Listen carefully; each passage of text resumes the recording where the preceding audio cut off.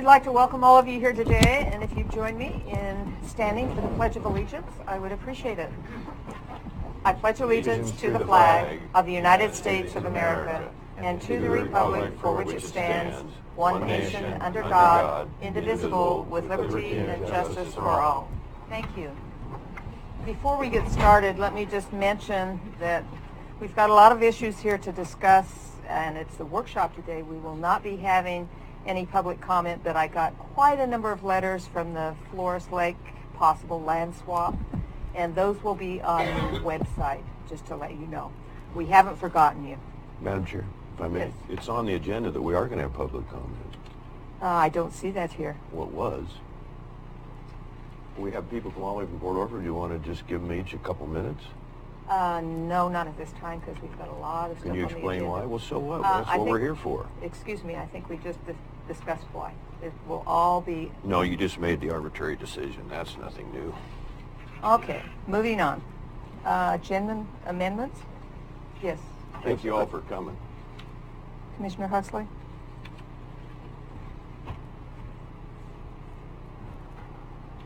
There are no words, Chair, but I hope you control the meeting as the Chair. I have a couple of questions in comparing, it's not changes, but in comparing the agenda routing slips with which are the key, these are what are submitted first, with the items on the agenda. Some of them are times. For instance, on the first swap, there's no date as far as when the agenda routing slip was submitted. It's only showing 10 minutes. We have 15 minutes over here, which I still would question, but on the Social Security bar, which is the second item, the agenda routing slip just had 5 minutes on it. We have 15 minutes on the termination on number 3 for the Roadmaster. That's showing that it's not even for today. It's showing that it's scheduled for next Wednesday, not this Wednesday. And then the executive session, the dates were wrong, that for the agenda date and the date it was created. So things are out of whack completely on these critical agenda routing slips for these meetings.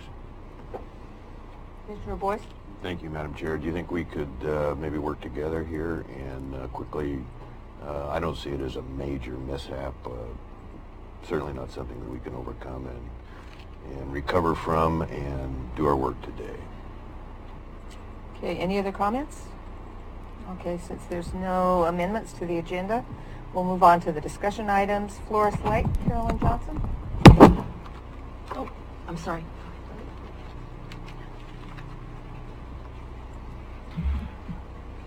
Clark Schroeder, County Administrator. I'm just going to briefly introduce this subject. This subject was evidently thought about for a number of years through county discussions and focus groups. We've been approached by the Oregon Parks Department to basically look at a land swap. So we've been directing staff to work together to find out what would be in the benefit of both parties to do this. This work session, obviously no decisions are made. This is to basically guide and get interest from the commissioners to ascertain, are you interested in having staff pursue this further and gather more information, and what type of information you'd want to gather. So the brief introduction is basically we're just looking at land on this map up here in the Flores Lake area, which is 70 acres, which is kind of on the west side of the lake, in exchange for 31 acres, which is on Highway 101 across from the high school. So correct me if I'm wrong, the 70 acres is not very accessible. Is that true or false? That's correct. Yeah, there's an accessibility issue there. Even if something were done with the remaining 430 acres, which is on the other side here, and Carolyn will have a detailed map of that. This is just a general where it's at type thing.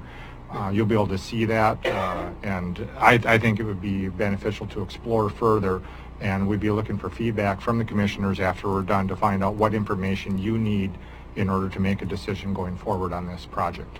Okay, thank you. So with that, I'll turn it over to Carol. Thank you. Carolyn Johnson, Community Development Director. There's a little bit of background on this I'd like to share. Clark alluded to it. Back in, I think 2016, your prior board had looked at a lot of property around the county, and this one in particular was of interest to see if or how it could be used by the county. The board gave direction to further explore this. As the year and a half, 2 years has gone by, the three of you have supported that move as well. There was a workshop of the public in the North County about a year and a half, almost 2 years ago now, in this regard. So there's been a lot of public engagement on this. You received about 10 or 12 emails came in, and as Commissioner Chair Gold noted, those are now part of the public record. Clerk also noted that we would like to find out your interest in utilizing this 70 acres as a potential land swap. And before I go much further, John, could you put up the PowerPoint that, okay. If you could do it, that would be helpful. Yeah, that's an overreactive mouse. Okay.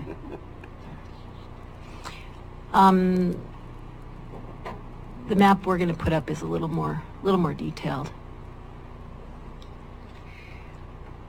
For the last year or so, with the board's consensus, I've been working with State Park staff to talk about these properties. Thank you. Thank you.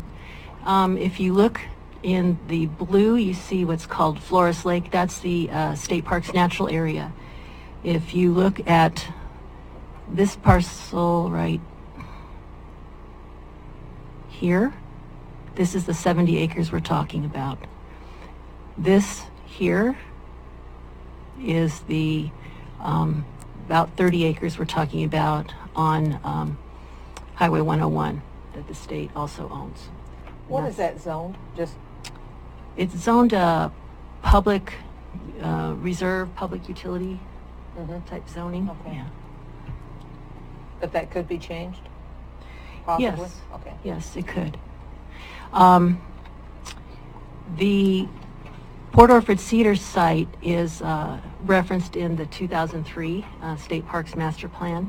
A lot of things have changed since then, so it's a little outdated, but it does identify some different uses that State Parks had thought about for that property in the past. The parcel adjacent to the Flores Lake Forest Lands is very difficult to access. However, you can get to it if you go on there's an area that you can walk up through here. It's a pretty rigorous hike, but it's not impossible. During the winter months, it's a little harder to get to the site.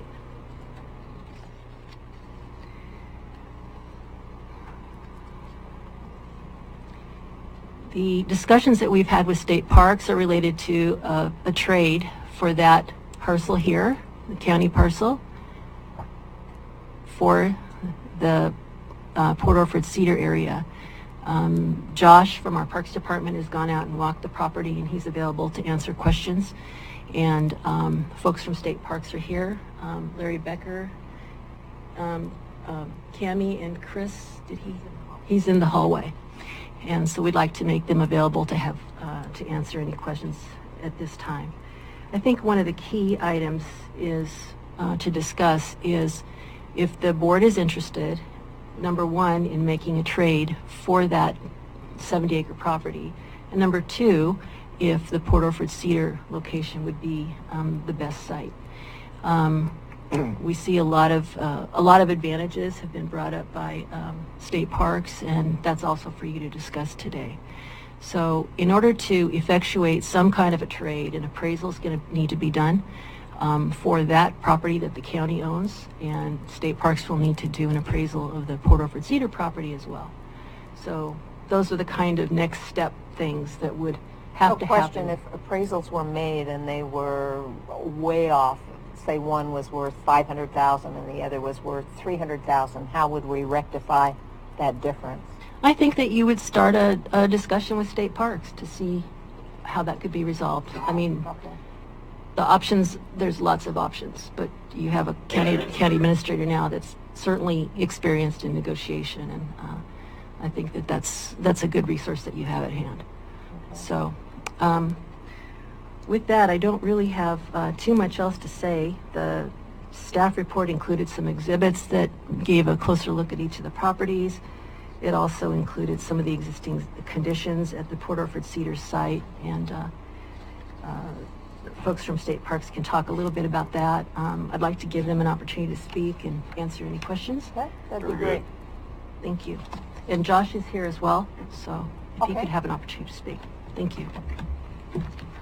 If you could identify yourself before you start speaking, that'd be great. Commission, I'm Larry Becker. I'm South Coast District Manager for the Oregon Parks and Recreation Department. And I've had an opportunity to work with Carolyn and prior county staff to talk about the 70-acre property. State Parks has an interest in that property and an interest in working with the county to see the benefits to the county as well as to our citizens and to our visitors in terms of the property exchange. As you can see, the 70 acres is contiguous on a couple borders with state parks.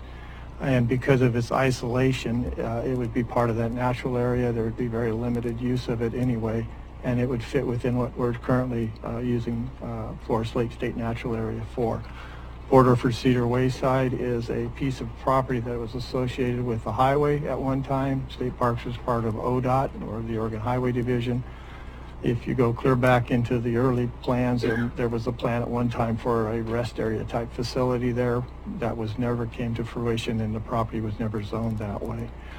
So currently it sits there as a land in trust. It has since we've acquired it. It was transferred from ODOT to State Parks when we became our own agency in 1990. So what kind of restrictions are on that piece of property? I'll turn that over to Carolyn later. Okay, thank you.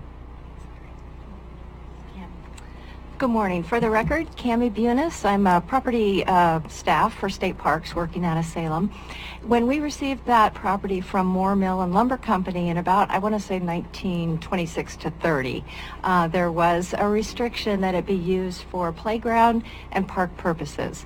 And fortunately for us, the company is still in business, and I've been able to meet with them, and they have in fact granted us a quitclaim deed that releases that restriction. So that will be recorded in the county within the next couple of weeks, and the property will be free of those restrictions. That said, as a state agency, we do need to do our due diligence to ensure that there's an absence of endangered species, other special natural or cultural resources, and we're almost complete with that process. So we are 99% of the way with our check boxes ticked in terms of being able to appraise the property and move forward with an exchange.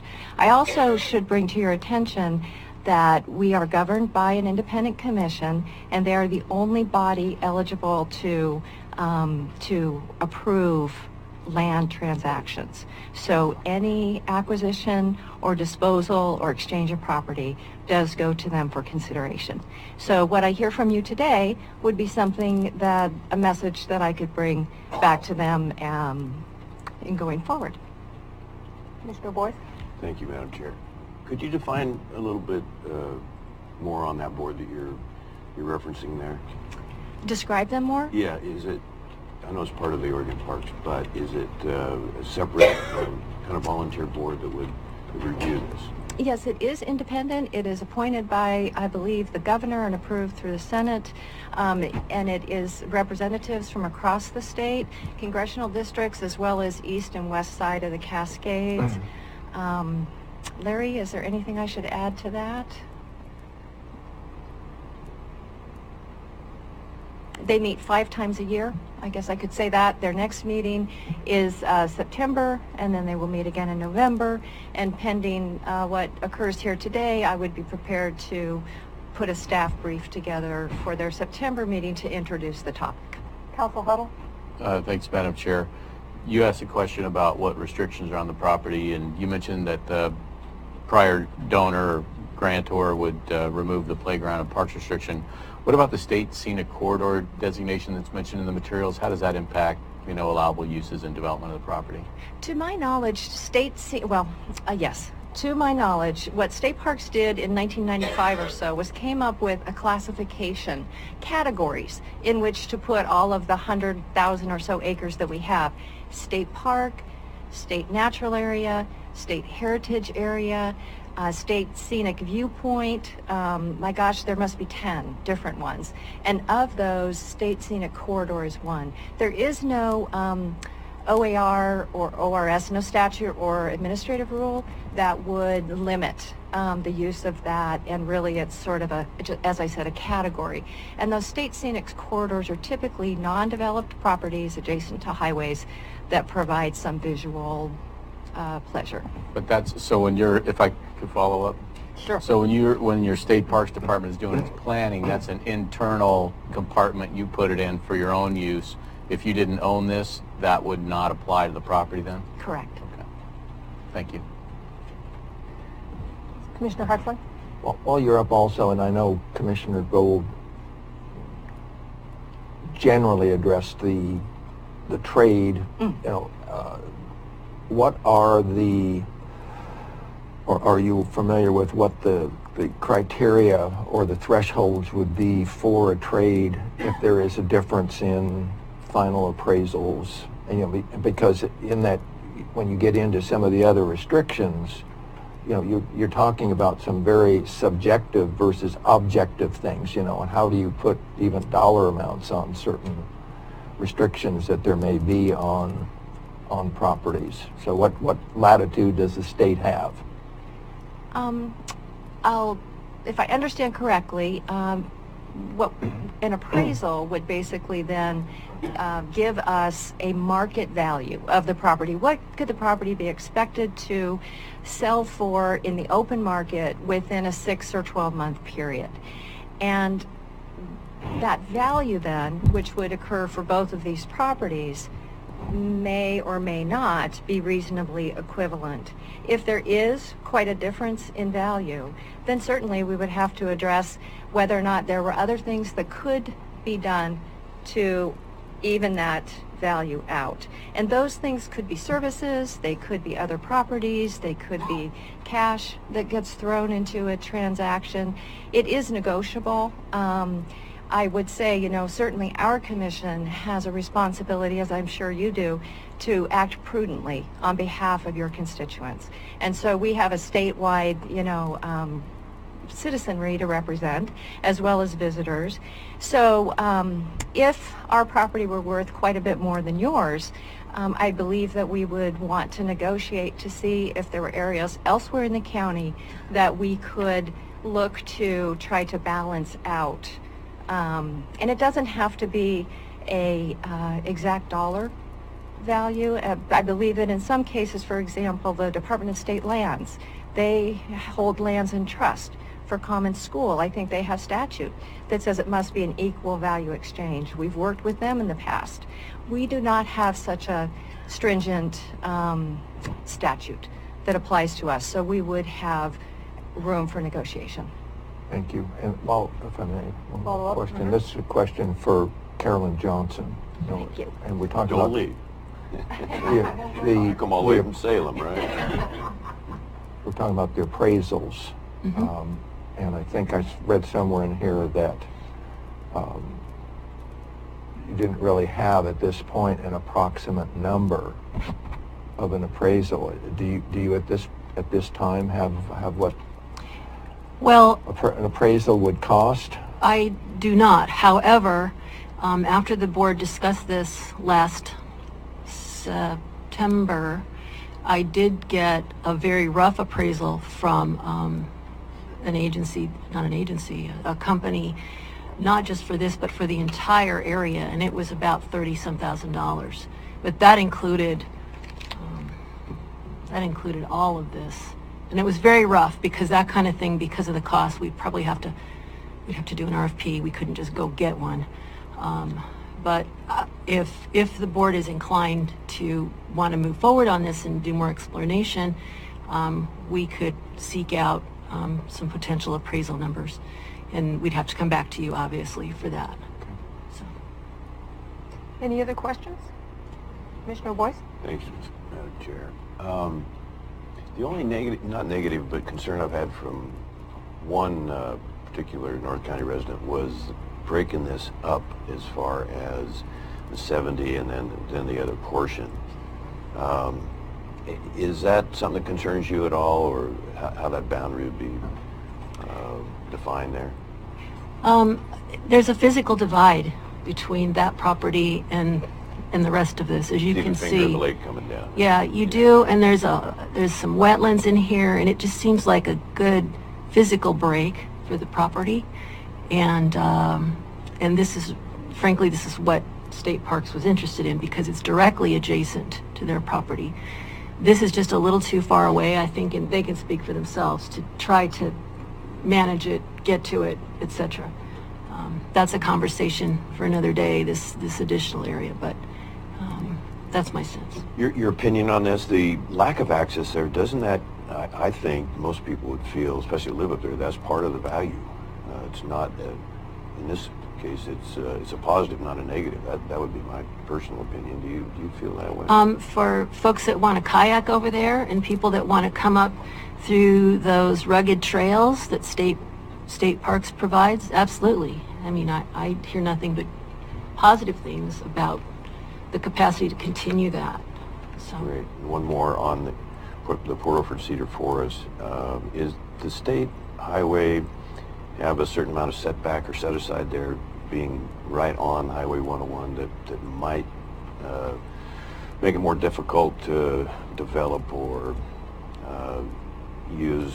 Commissioner Gold mentioned possible zoning change, but I assume that there would be a setback there. If the board is interested in this, we'll follow up on that and find that out. Great. Thank you. Thank you. Clark Schroeder? I'd like to hear from Josh. Josh is our Parks Director for Curry County. I asked him to go up and walk the parcel that's on 101. It's made up of two separate parcels, a 10-acre parcel which is north of Airport Road, and then a 20-acre parcel south of it. So when you walked it, what was it like? Josh Hopkins, Curry County Parks Director. So the majority of this property is pretty dense as far as the brush goes and everything. There'd be a substantial amount needed to clear it. That being said, it's flat, it's usable, it's right on the 101.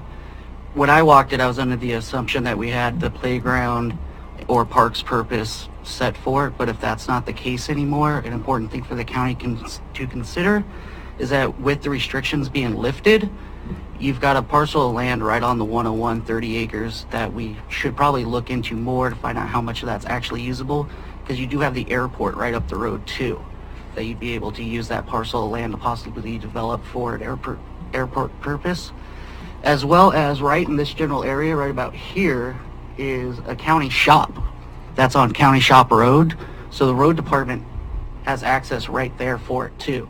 So there's a couple of things that make it to where this would be a good thing to continue the work on, just off of that alone. So is that in the tsunami zone?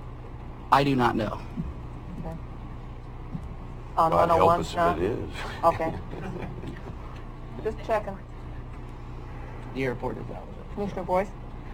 Mr. Hopkins, it's called Cedar Forest. Is it mostly, do you know what kind of cedar's in there and how much? I'm not sure exactly the strain of cedar, but there's quite a bit of cedar. They're mostly younger trees from what I saw, Okay. under 12 inch in diameter. There are some older, bigger trees. Yeah, I noticed that I didn't pay that close attention with what kind of cedar they were, but if they're big Port Orford cedar, I mean, those are good to leave. Yeah. If they're incense, yeah, there's not much of a market for that, but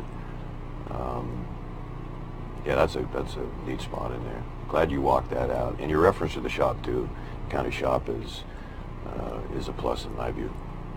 Yeah, I definitely think with the airport up there, just the land that they're looking to trade that the county owns, because of the accessibility issue where it's at, there's not much that we can historically have or probably ever will do with it. So this is something that we can really. So did you walk the Florist Lake property also? I haven't been in the Flores Lake property. I've stared at it from across the lake. It's I quite just the wondered trek what in. your opinion of the land swap is. Yeah, I think just based off of what I've seen and then just the historical stuff of reading the past reports that the county did on the different land assessments and everything like that, that 70-acre parcel, I believe it's like a 400 and some odd total acreage out there that we have, really is more of the less desirable because the only access to it from our easement was kind of a swamp from my understanding, or over riparian habitat in general. Okay, any other questions? Thank you. Mr. Schroeder? I have a further question for the state. Is there any delineated wetlands or protected wetlands and is there topos for elevation? Cami Bunis again. We just did have our botanist go out, and he was on his belly crawling through some of the, it is very dense according to him, so he's doing a write-up for me. I have seen LIDAR, which more or less shows the topography of the area, and there are a couple of small streams that run through, and particularly on that larger parcel that is south of Airport Road. As far as delineated wetlands, not that I'm aware of. We'll await Noel's report, which I should have in the next couple of weeks. As far as I know, there's not any giant wetlands, but I would imagine there probably are some small pockets. So if we were to keep investigating this and going forward, that'd be something that you'd be able to provide the county board for review so we could ascertain what would be the possible use of it based on what we have for streams or wetlands on there. So Yes, because that helps also us inform our commission about what it is they would be trading out of. and that would be part of your appraisal. Yeah. Okay. All right. Again, probably we will, I don't want to promise though that you could expect that we'll have delineated wetlands. I believe that's a particular, process that I don't even know that we could do that without cutting all the vegetation off of there. So, I mean, we'll let you know where the wet areas are, but the term delineated wetland, I guess I just want to be careful that you don't expect that we have a full scientific delineated wetland report for you. Fair enough. Yeah. So what is your recommendation about this land swap?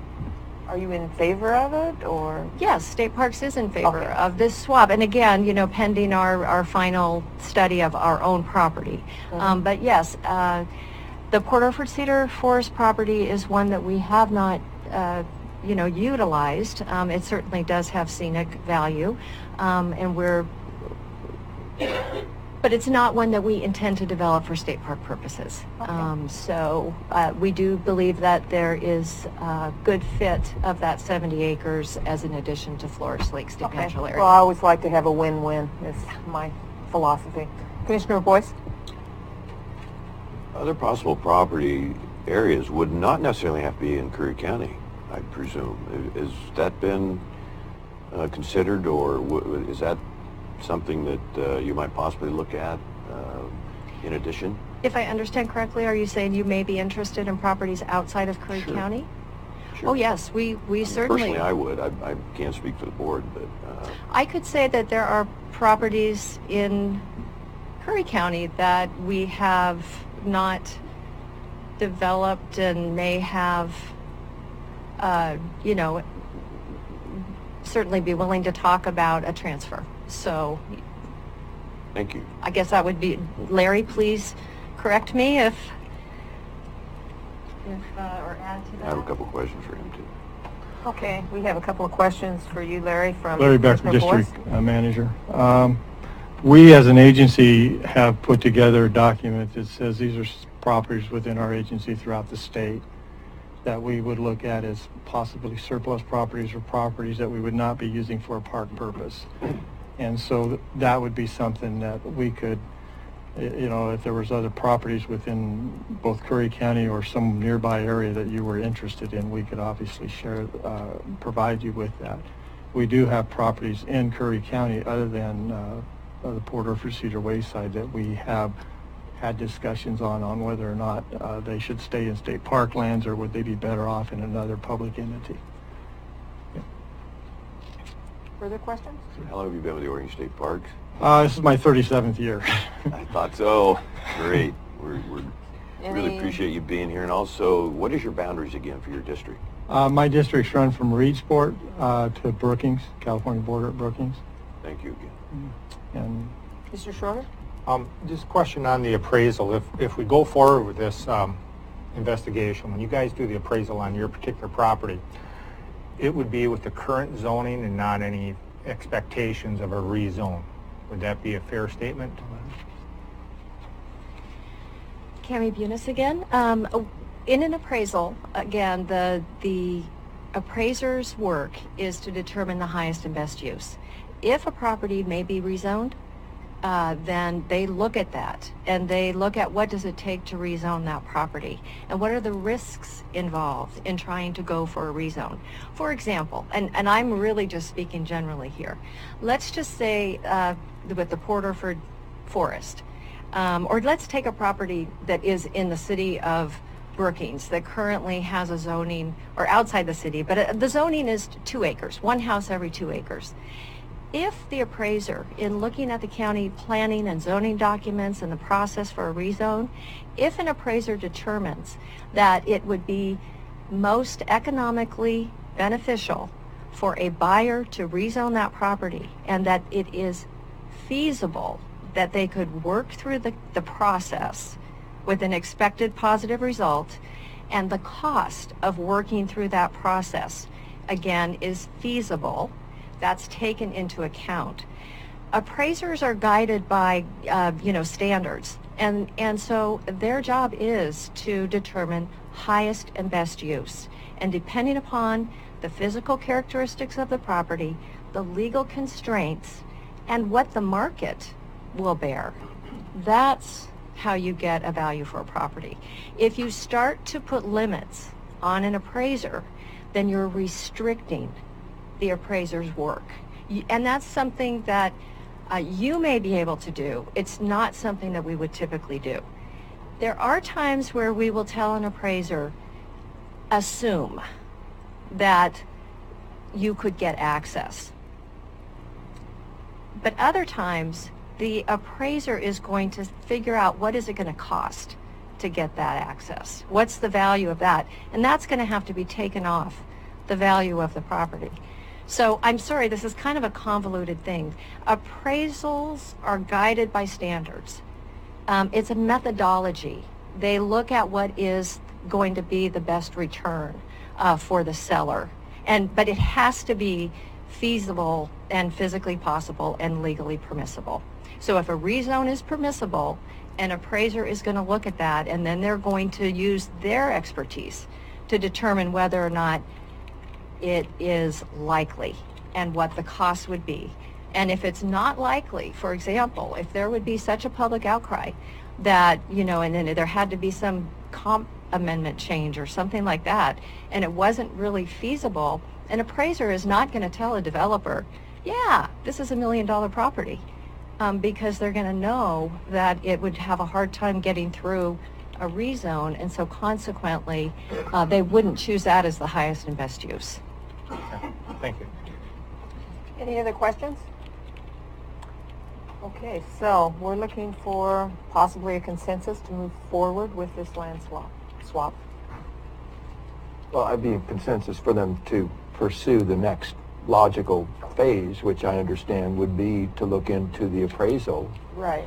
Would be the next in a critical path point. Don't go to something else when you don't know Well, we're just talking if about you'd be moving knocked out forward. of the game there. So to proceed, to get getting some orders of magnitude, estimates for an appraisal of the property, including any other land use issues that we know would be required in order to change ownership or transfer ownership. So what I'm hearing you say is there's interest on your part in staff coming back to you with what it would take to get an appraisal and an evaluation of these matters that Cammie just discussed. That would be my I'm in favor of that. suggestion. Commissioner Boyce? Thank you.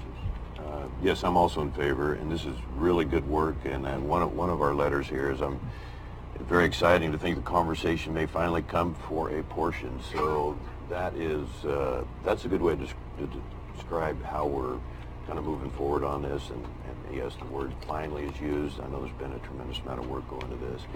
My first hunch, though, is just to the one person I mentioned that felt like we might want to keep this property together. So I wouldn't want to derail this, but in the county's interest and the state's interest, I believe that might be a better approach. And it may take a little longer, but if we could keep that together, at least that's my initial feeling right now.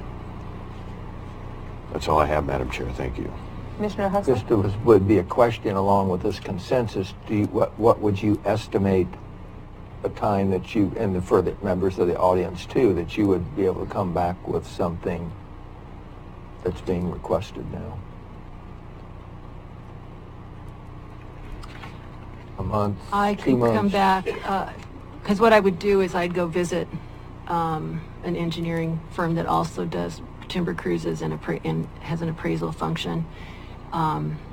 I think at least 2 weeks. At least 2 weeks, just to ask them, just ballpark what they think it would cost and what it would entail. Council Huddle? So this is assuming, are both parcels going to be appraised, and are both parties going to pay for And yes. That was my understanding. All right. Would you say that again, please? Yes and yes. Thanks. Are you going to coordinate with the state on perhaps procuring an appraiser for both properties? Is that something we'd explore? We're certainly going to explore Okay, that. Sure. Any other questions? Okay, I guess go forth and let's go to the next step. It sounds like the board is interested in a swap of this property. The location is yet to be determined, but Port Orford Cedar Forest is the potential at this time. Is that That's right. accurate? Okay. Thank you. Okay, thank you. They've just given their comments, so that's good. Okay, Social Security Bar, Josh Hopkins. Okay, this has come to the attention of us. There's I don't know, Josh, if you want to go back to the, close this map out and go back to the Google map. You might have to hit the escape button on the keyboard and then minimize that and then try to come up with, and then bring the map up where the Social Security bar is for people to, and I think it's Chrome. I could just plug this in. Oh, that'd be fine. Oh, good, we've got a techie.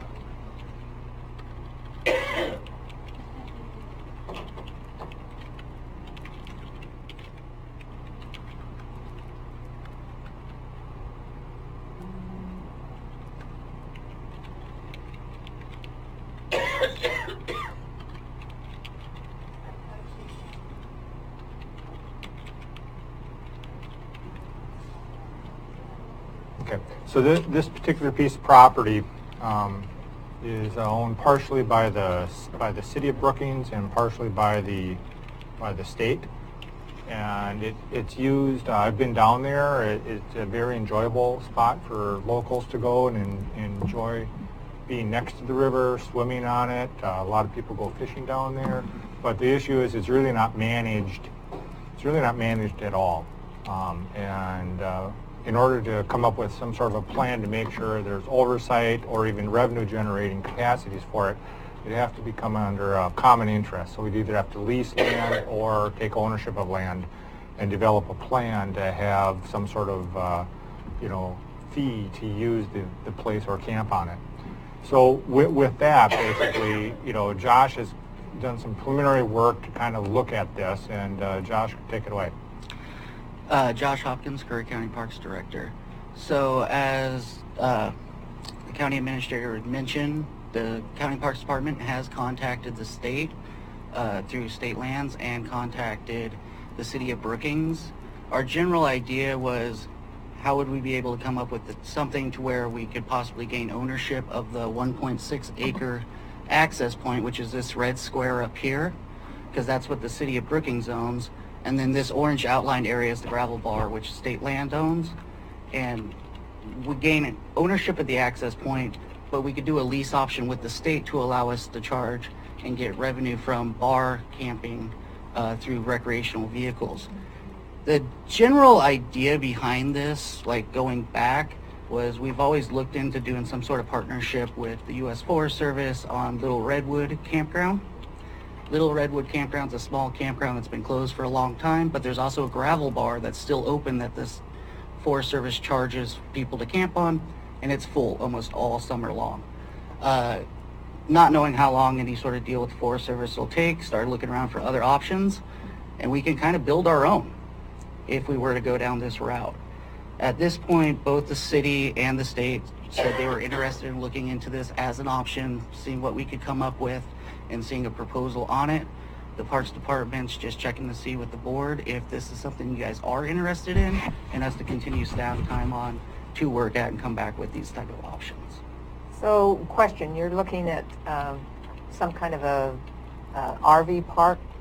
Yeah, the idea would be to build up onto the state or the 1.6 acre access point. Over a couple of years of collecting revenue from bar camping, we'd be able to use that revenue as match funds for grants to build into an RV park up top here. Then we'd have a permanent RV park in the area, as well as be able to charge for the bar camping. What about flooding? Parts of the bar itself on the gravel bar does flood every year. Parts of it don't. Some years it floods even more than others. Parts of the access point up top here will flood too, while parts of it don't. It's all just depending on how the year's going to go. Curry County, anywhere you build around here, you're at risk of some sort of So potential. if you were to put permanent structures there, say bathrooms or whatever, we're in jeopardy of... Not necessarily. We would look into where we could put those structures and the type of facility we'd use. In this type of facility, I would be looking at like a vaulted toilet type structure, which is pretty stout when it comes to flooding. And then as far as the bar camping, we wouldn't put any permanent structures on the bar itself, so we wouldn't have to be moving things all the time. And the area that we build up at, we just build it with the idea that this could potentially flood, so we don't build like asphalt driveway pads or anything like that. We could build it gravel to where it's easier to clean up type of thing in the event that there was a big flood event. Okay. Any other comments, questions? Commissioner Boyce? No, just quickly on the floodplain. I didn't think that was really at risk there. From my understanding, the top part isn't necessarily at risk, but part of this kind of goes down a slope. And like I said, historically, you're going to end up years and years. Eventually, there is big flooding on the Checo. That's just the way it goes. But we can build around that with that in mind. Looking at all the other structures there. And, yeah. you Like know, so right here we have Stevens Storage, which the letter of support from the Nielsen's owner-operator live on site there. They would be most impacted by us putting a campground in this area. They're in support of this because of the way the bar hasn't been managed in the past. Yeah, and I got a couple of letters from individuals who live there that are concerned about the noise levels and so forth. So Yeah, and it's one of those things, if you look back through the City of Brookings workshops they've done on the access point for the Social Security bar, there's a lot of public support for putting in camp hosts, stuff like that in this general area, which you don't find in a lot of times when you're looking at a project of building up, is the public opinion being on the side of the people wanting to build.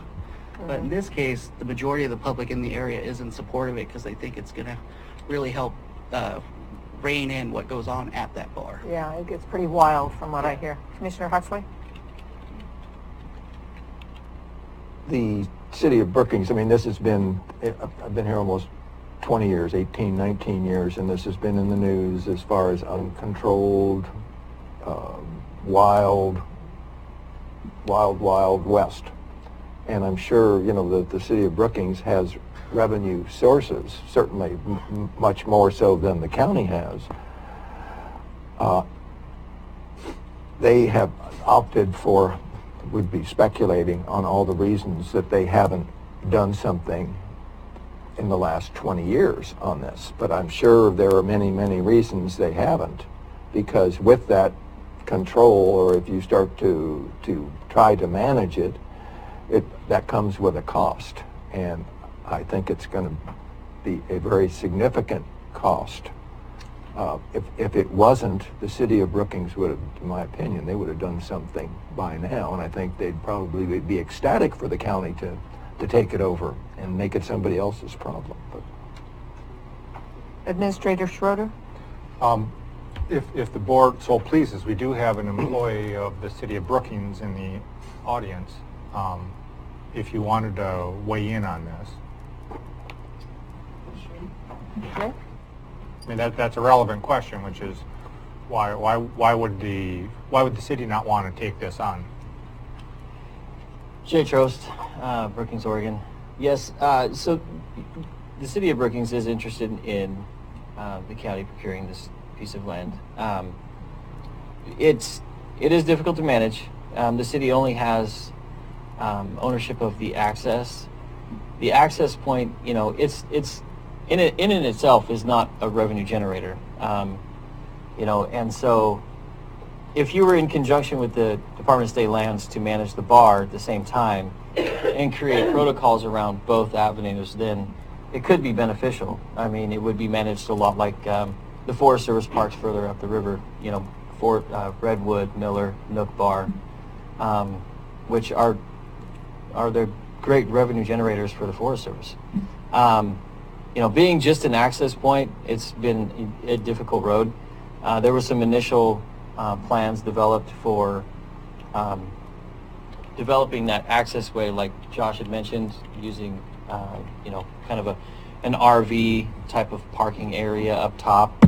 But as it stands, it's the lowest point on the totem pole for the city of Brookings in terms of development, with all of the other parks within the city to develop and grow. So it's just.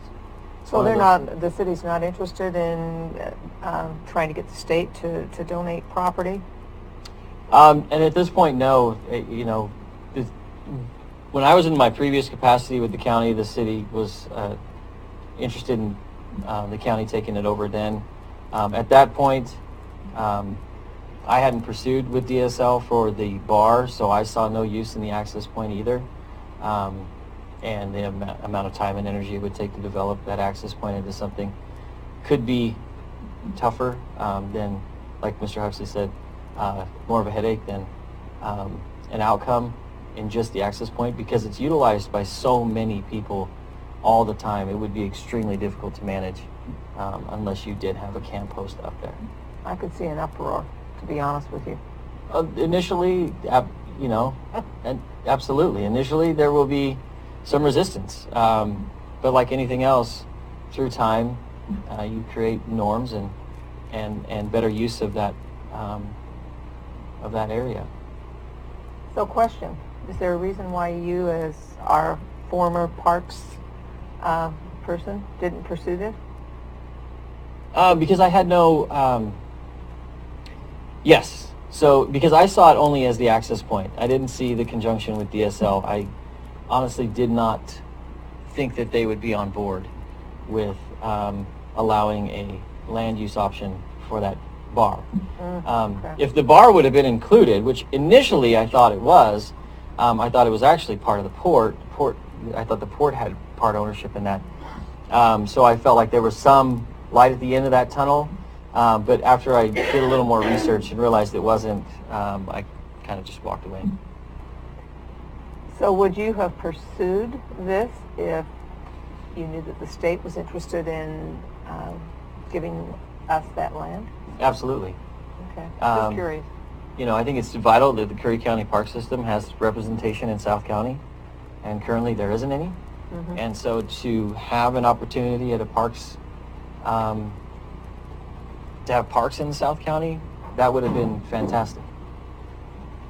So would the city be charging the county if we were to procure that piece of property, or would they just give it to us? You know, I'd have to go a little bit Kind further of like into depth we're on that. giving the airport to the city? Right. I'd have to go a little bit further and talk to the city manager about that. You know, I can't answer that. Okay. I think, again, we're just seeing is there interest from the board to kind of work out some details. What would, you know, we have questions, what would a camp host cost? What would the initial 2-year budget look like?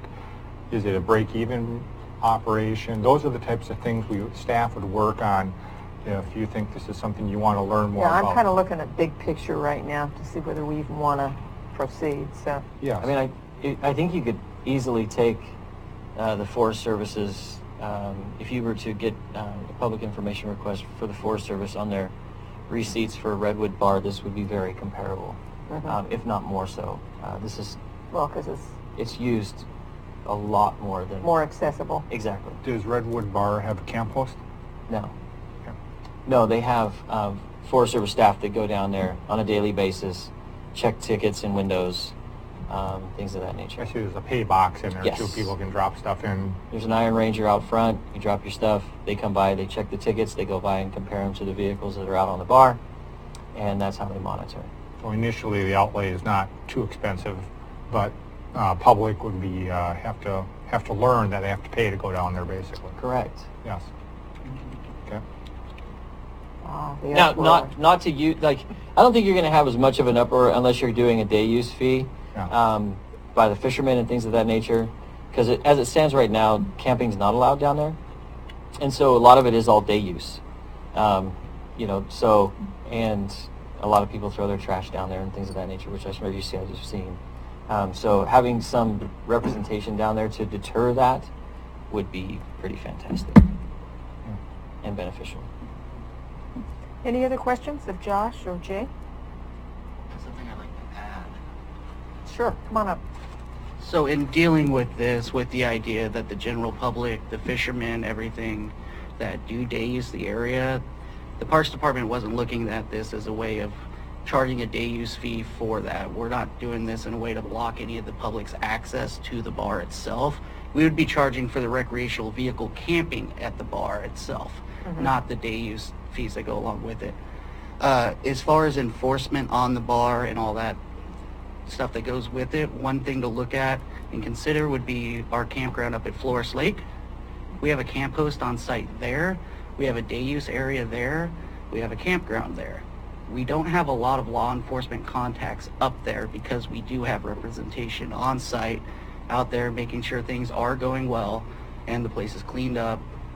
Additionally, once you get campers into an area like this, they kind of start self-regulating. That's what we see up at like Miller Bar, Nook, Redwood, is the campers themselves know the rules. They're the same campers that go there every weekend, and they all self-regulate. It really benefits to have that type of camaraderie built up amongst the campers, and they build it up with the camp host itself to where they kind of work in partnership. You go out to Flores Lake, all the campers that are there that are every year campers, they know you by your first name. They also help self-regulate the park itself. So that's an aspect that comes into play once you get something like this in place. So what you're kind of saying is this might help with the party scene? Absolutely. Once you've got a camp host on site, I mean, at first there is going to be that wave of correcting the action, but the idea would be anyone out there dumping trash, having parties in the middle of the night, there'd be someone there to actually report it factually to the agency it needs to be reported to, and it doesn't take long to get something like that cleared up. The reputation gets around that you know, if you go down here and start doing this, you're going to get called in. The people that are doing that type of stuff will leave the area, which is the big thing for the public in the area. That's really what they're looking for. Again, Stevens Stores storage owners, Nielsen's, they told me they understood that with a campground there'd be more noise, but it's a different kind of noise than what they're dealing with now. Yeah. It's a welcome noise. The idea of kids and families playing down at the river bar as opposed to people running four-wheelers and dirt bikes at 3 in the morning. Any other comments, Commissioner Boyce? Former park supervisor Trost and I spent some time on this a year ago, and it's a Checo River, you know, and I think that it's a beautiful area and it is popular. And yeah, it needs some tough management, but I wouldn't be afraid of that, and I don't think you are. So glad you brought it to the board. I'm all in, Madam Chair. One other thing to add, this place, once the actual campground would be built, has something that not a lot of campgrounds have, which is a built-in off-season base. A lot of fishermen right now stay up at Loeb State Park and drive down every day to the Checo Social Security Bar to go fishing in that area. Once there's facilities on site, you'd end up with those fishermen just staying there to fish. I mean, that's a big thing because we know we're going to get a big summer crowd, but it's always that off-season base you're really working to get. This has one built in. So if you were to pursue this, you would look at costs associated and so forth? Correct. As former director, current deputy director Trost mentioned, I have tried to contact the Forest Service to get cost things about the Redwood Bar. I'm trying to figure that out because that is where our biggest, easiest comparison would be to draw from. Okay. Any other comments? I have a question. Yes. Josh, where are we on the Parks Committee and the Parks Master Plan and that kind of stuff? Currently, the Parks Master Plan has yet to be worked on. It's in whatever stage it was in the life of the master plan is. The Parks Committee, I believe October 16th is when we can start making appointments on that. Okay. I do have 2 people in the Brookings area interested in that. I know the idea behind it is to get a few from Brookings, a few from Gold Beach, a few from Langlois, and make it really inclusive of the county. So, you know, they would definitely weigh in on these options. You know, it's not an overnight process. Thanks. Okay. Good. Actually, this is a question Administrator for Mr. Jesuit. Have we got applications for the Parks Committee? No. Not yet. Okay, so anybody who's watching is interested, please send in applications. We can't make the appointments, obviously, until in October, but we could start gathering applications for people. Are they using the standard employment applications? There's a committee. There's a committee application. It's a fillable PDF, and Mr. Jesuit has that form. Commissioner Huxley? I think, you know, County Council, of course, brought up the question, what is the status of this committee? And I think this is a more appropriate topic for this committee in the future than this board of 3 right now. Well, it's possible we could give them kind of a go-ahead to pursue this when they get going. I think that should be up to the committee. Isn't that why we wanted to create an ordinance for a committee? Jay? Yes. Just to help out with that, so the committee would only be making recommendations. The board would obviously be making the decisions on any park development moving forward. Having the groundwork laid for a committee to be able to make a recommendation ahead of time would be extremely beneficial. So, you know, if the board was able to move forward today to say, you know, let's look further into this, let's find out if Brookings is looking to charge or whether they will gift this land over, if DSL is interested, that can at least pave the way for the committee to be making some recommendations. Commissioner Boyce? So Brookings bought this 12 years ago, I think. Is that right? I can't answer that. I don't know if we... There's a reason I'm asking, but... From my understanding, and I haven't been able to find the real truth behind it, but it was donated to the city, and I believe it was donated for a recreation park purpose. I heard that they bought it as an investment for the same vision that we have here. One of the ladies that gave the Teresa Rice letter of support, she's the one that told me that the city, it was donated to them for recreational purpose. She kind of headed up a lot of the committees to try and get something done at the bar in the past, the city workshops. Okay. Also, Oregon Department of Fish and Wildlife, Marine Board, state lands you mentioned, bringing them all together and getting a direction. Are you if you get the support from the board here, is that maybe your next? Yeah, that would be our next go-to. Obviously, I've been in talks with state lands, been in talks with the city. We'd have to clarify things with whoever else has an active interest in the bar. Part of it would be finding out which agencies do have an interest. I do know from looking back at one of the board of the city's workshops, there was a email in there from Oregon Fish and Wildlife basically stating that they're fine with any options with this bar as long as it didn't impede the recreational fishing or anything like that, which is, you know, no day use fee, no gate type of a thing. So do you feel that this would be beneficial for the committee to have all this groundwork laid beforehand? Correct. So The idea, they could at least have something to make yeah, a decision. instead of starting the committee, which I believe is only supposed to meet every 2 months, with a meeting of, hey, let's go ahead and look into this, we could give them the information on it, make it a priority for the committee, because this is a direction the department's wanting to kind of go down, and they'd have the information needed already to start working on this process instead of having to space it out months at a time. So I'm in favor of moving forward. Sounds like Commissioner Boyce was. How about you? Oh, not now. Okay. So at this point, I say, 2 of us say move forward, and 1 of us says not. So Thank you. move forward and get some more information. Quickly, Madam Chair. Yes. Yeah, I think the ODF&W might have some help on funding too, if the right approach. Possibly. Keep that in mind. Thank I you. will. Thank you. Great work. Okay, moving on. Termination of 2016 Fund Exchange Agreement. Richard Christensen.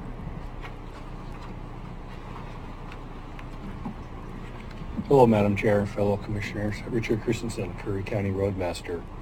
I'm here to seek approval to terminate our 2016 Fund Exchange Agreement between the county and the state of Oregon for a project to be completed in 2016.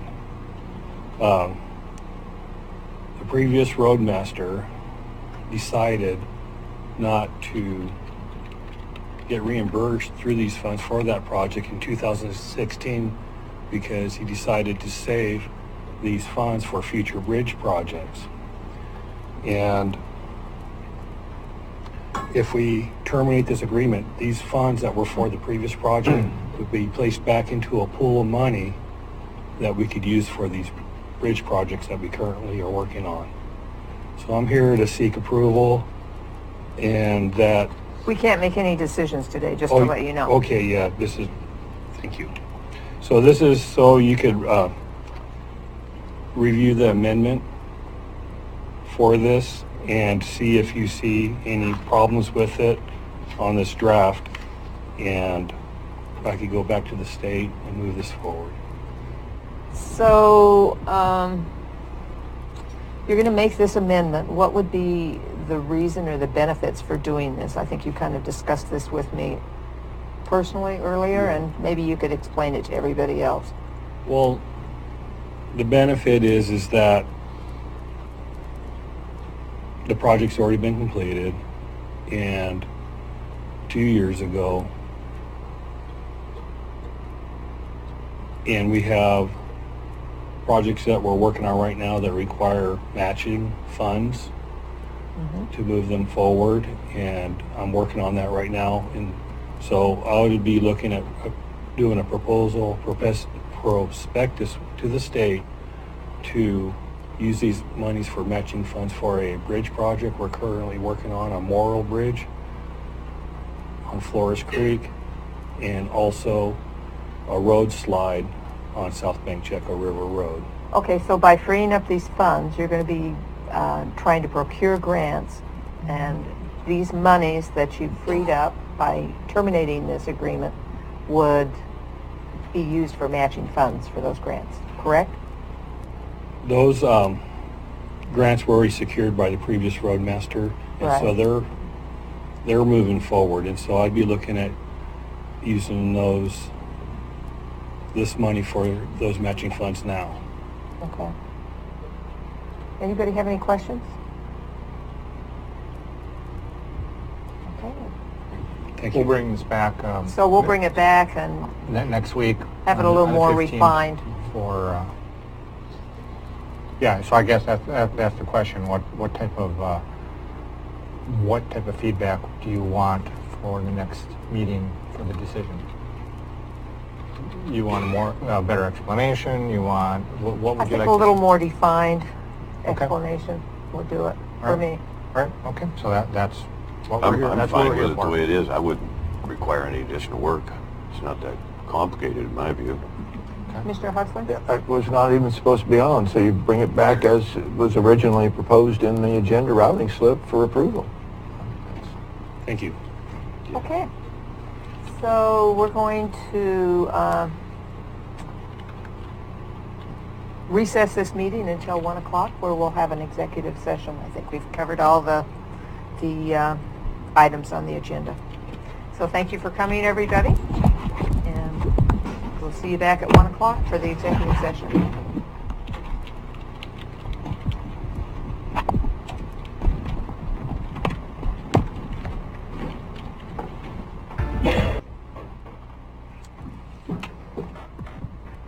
Okay, we're coming out of recess to come back into regular session, and we'll be going into executive session under ORS 192.6602D to conduct deliberations with persons designated by the governing body to carry on labor negotiations.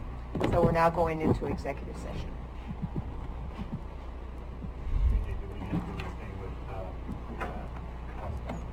Well, I've already put this.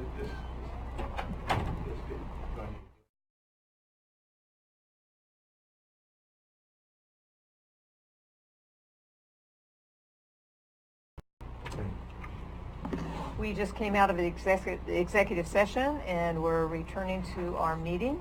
No decisions were made, so this meeting it's 2:20, and this meeting is now adjourned. Thank you.